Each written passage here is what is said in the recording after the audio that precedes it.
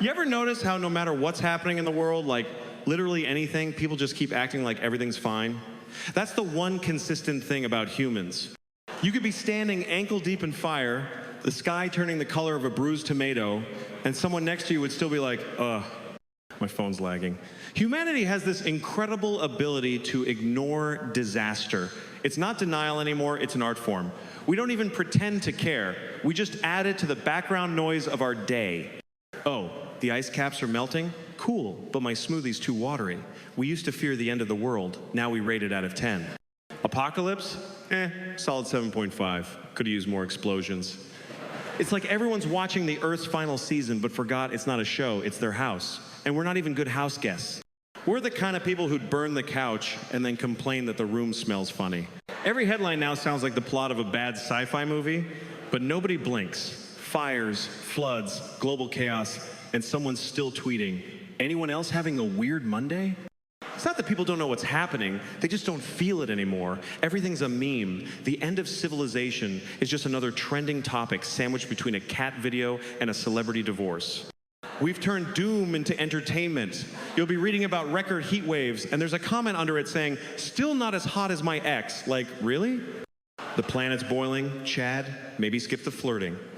And you know what? We've trained ourselves to feel proud about being uninformed. Yeah, I don't watch the news. It's too depressing. Oh, okay, great strategy. If ignoring problems made them go away, we'd have solved everything by now. People act like the Earth's falling apart is some kind of rumor. You believe in climate change? I don't. Oh no, bro, I've never seen it. Yeah, you've never seen gravity either, but it's still doing its job, isn't it? We've created this weird balance between panic and apathy. Everyone's stressed, but nobody's doing anything. It's like being trapped in a burning elevator, arguing over whose playlist to put on. Should we call for help? Nah, let's just vibe. That's humanity doomed, but chill about it.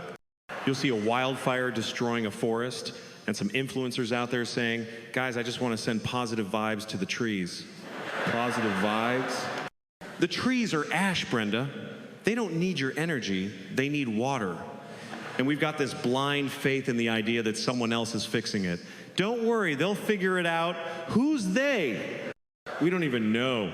Just this imaginary group of adults somewhere who'll clean up our mess. Meanwhile, those same people are probably scrolling like the rest of us, going, damn, that looks bad. It's like watching a car crash and assuming the car will just apologize and fix itself. Humans have always been delusional, but technology turned that delusion into a lifestyle. You can sit in an air-conditioned room watching footage of cities flooding and still think, well, that's over there. Newsflash, there is connected to here. We all share the same ball of dirt. It's not like one half of the planet can go, hey, your side's on fire, keep it down, we're trying to sleep over here. The Earth doesn't work on mute mode. It's almost impressive how numb we've become. The world is shouting at us, storms, droughts, heat waves, and we're like, could you not? I'm trying to manifest peace.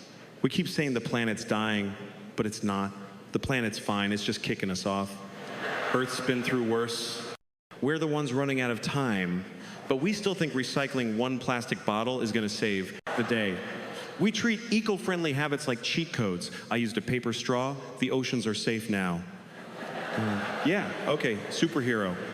You drove here in a diesel truck, but sure, that straw's making a difference. There's this twisted optimism that everything will magically balance out.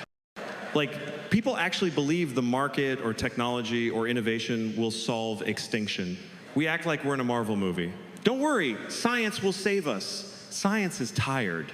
Science has been waving its arms for decades, screaming, stop doing that! And we're like, cool, but can it make my phone charge faster? We're so addicted to comfort that we can't even imagine discomfort existing. The thought of changing our habits feels worse than the world ending.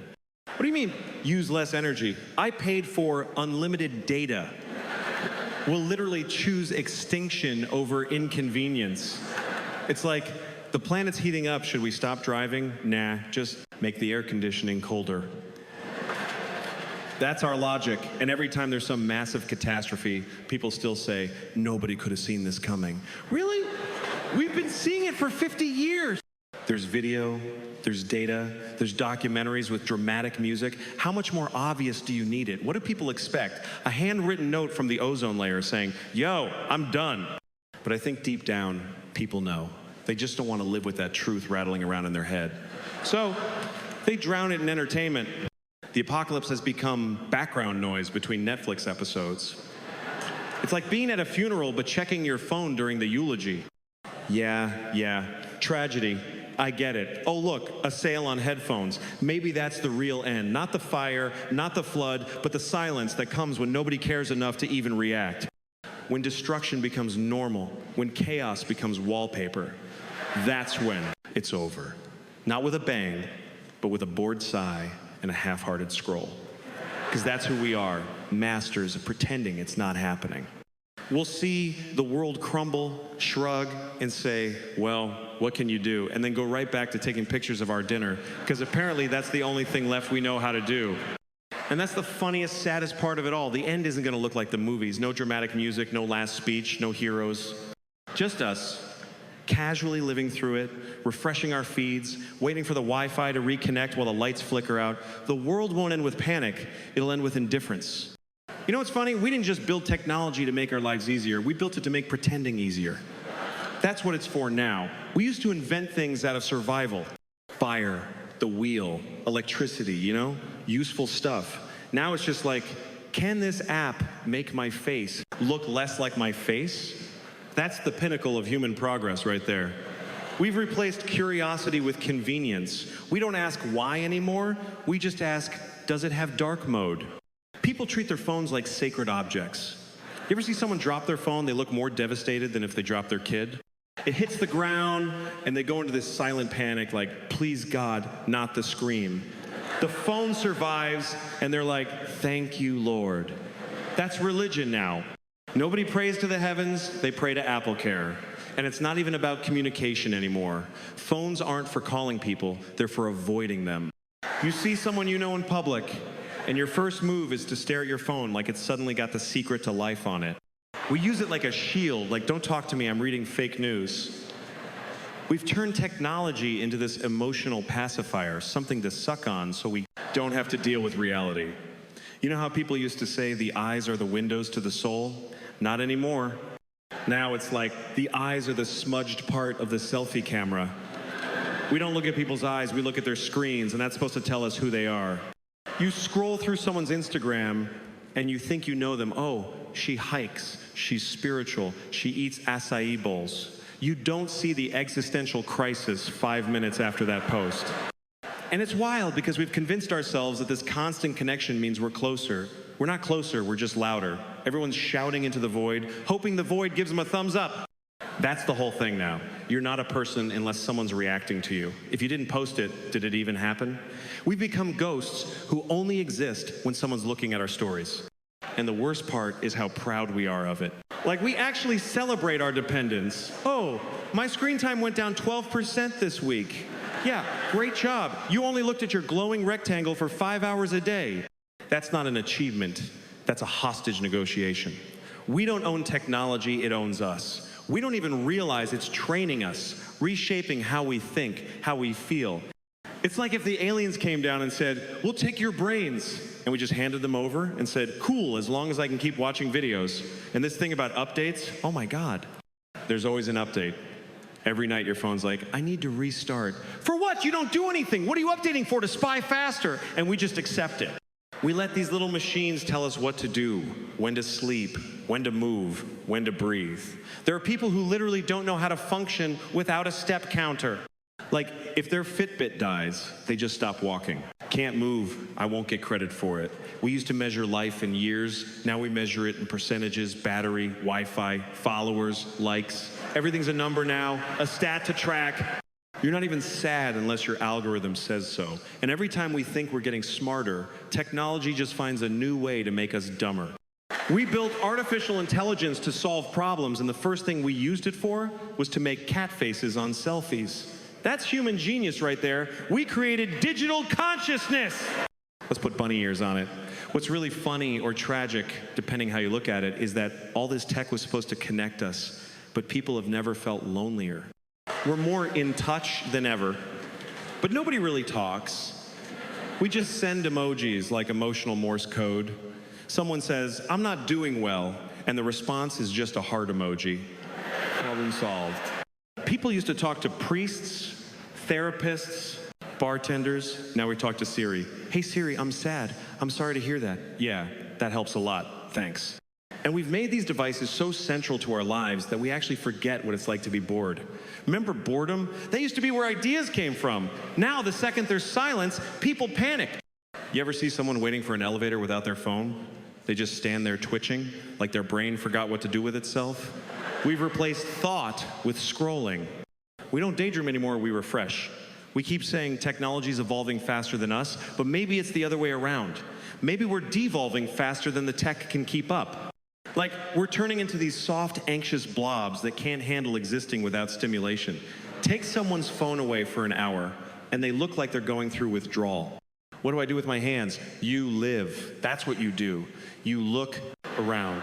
You exist. It's not supposed to feel like a crisis. And somehow, even with all this supposed connection, we can't fix a single real problem. We can 3D print a cheeseburger, but we can't get clean water to everyone. We can send satellites to Mars, but a storm knocks out Wi-Fi and society collapses. We've built this fragile empire of convenience, and it's all held together by one power cord and a lot of denial. The truth is, the technology isn't evil, we are. We made it in our image, needy, insecure, addicted to attention. It's just doing what we do, only faster. It reflects us back at ourselves, and that's what freaks people out. You stare at your screen long enough, and you realize it's not just showing you the world, it's showing you you. All the emptiness, all the noise, all the desperate little signals screaming, "Notice me." And that's why we'll keep scrolling even as everything falls apart, because facing reality would mean admitting we traded it for pixels. We don't want truth, we want distraction. The apocalypse will be live streamed, captioned, and liked. And somewhere in the chaos, someone will still be saying, "Wait, can you hear me? You're on mute." That's what we've become, a species so advanced, we can't even die without buffering first. It's weird how somewhere along the way, taking a picture of yourself became the human response to everything. You get a new haircut selfie, you're at a concert selfie, you're at your grandmother's funeral, just paying respects, number RIP. Like, when did we decide that every single moment of our lives needed to be documented by the front-facing camera? It's like, we don't live life anymore, we just frame it. We're all directors of our own boring documentaries called Me Existing Slightly Differently Than Yesterday. And the thing is, we don't even take selfies to remember something anymore. We take them to prove something. Like, you could tell someone, "I saw a double rainbow," and they'll be like, "Pics or it didn't happen." We've turned trust into evidence. You could literally be on fire, and people would go, "Hold on, selfie first, this is going viral, humanity's burning, but we'll make sure we get it in portrait mode." You ever notice how people don't experience things directly anymore? You go to a concert, and no one's watching the stage, they're all filming it through their phones. So you've got 1,000 people standing there watching a screen of the same thing that's right in front of them. It's like, "Hey man, you know you're here, right?" But no, they're all thinking, "Can't wait to watch this later when I could have just watched it now." The irony is, nobody ever watches those videos again. They just sit in the cloud like digital ghosts of experiences we were too busy recording to enjoy. You'll die one day, and your phone will have 30,000 photos of your face making the same expression in slightly different lighting. Imagine aliens finding that they'll think we worshipped our own head. These creatures seemed obsessed with their facial angles. The civilization collapsed under the weight of its own selfies, and there's something so performative about it. Like, even in chaos, people are thinking about content. There could be a tornado coming, and some guy's standing there like, "Okay, hold on. Let me get the wind in my hair. This lighting's dramatic. We've lost all sense of proportion." You'll see people crying on camera, crying, but still holding the phone at just the right angle. It's like, how sad can you really be if you remembered to hit record? It's not even about vanity anymore. It's about identity. People don't just take selfies to look good. They take them to exist. You're not real unless you're seen. That's why people panic when they don't get likes. Why didn't anyone react to my post? Maybe because you posted 12 times today and half of them were your lunch. You're not sharing memories anymore. You're demanding validation. It's like emotional gambling. Every post is a slot machine pull. Will they like me this time? Oh, jackpot, 3 hearts. And then there's the filters. Oh my God, the filters. We've officially blurred the line between human and cartoon. Everyone's got that same smooth, glowing face with giant eyes and no pores. It's like living in a world of aliens who all look suspiciously 27. You see someone in person, and it's like, who the hell are you? Oh, it's me from Instagram. No, it's not. You look like you melted. We've reached this stage where people are terrified of being photographed as they actually are. Not dead, not dying, just real. And it's funny because we act like the world's ending, but we still care about how we look in the ruins. Imagine the final day, fires everywhere, cities collapsing, and people are out there. Okay, just one last selfie. Everyone huddle up. Number apocalypse vibes. There'll be people taking TikToks next to lava flows. End of the world, but make it aesthetic. That's how far gone we are. And the captions, man, the captions are always something else. Like no matter what's happening, people try to make it deep. Sunset reminds me that even endings can be beautiful. Yeah, sure, Brenda, but that's smog from a burning oil field. The sky's orange because nature's screaming, not because it's magical hour. We don't even know how to separate tragedy from content anymore. Everything's just an opportunity to post. What's wild is that we don't even realize how absurd it looks. You could be in the middle of chaos sirens blaring, alarms going off, and someone's still angling their phone like, wait, take it again? I blinked. Like, really? The planet's melting and you're worried about your blink? It's the perfect symbol of our priorities, appearance over awareness. As long as we look okay, the world can fall apart behind us. And somehow, everyone thinks they're the main character. Every selfie is like, this is my movie. The world's ending, but I'm thriving. No one wants to admit they're just background noise in the big picture. We're all extras pretending to be stars, and social media is the set. The problem is, when everyone's performing, there's no audience left. It's just billions of people broadcasting into the void, hoping someone's listening. Even the way we express empathy now, it's just digital theater. Something terrible happens somewhere, and the reaction is, thoughts and prayers numbers stay strong, usually followed by a gym selfie. Like, how is your tricep pump part of the healing process? It's like we can't even separate empathy from self-promotion anymore. Look, I care, and here's my face to prove it. But you can't really blame people because the system rewards it. The more dramatic, the more visible you are, the more attention you get. And in this world, attention is the currency. That's why even at the end, when everything's falling apart, we'll be smiling into our phones. Because somewhere deep down, humanity made peace with the idea that if you didn't post it, it didn't count. So yeah, maybe when the last day comes, there won't be screams or panic. Just one big, glowing flash of front cameras, everyone getting that final shot before the lights go out, not to remember the world, but to make sure the world remembers them.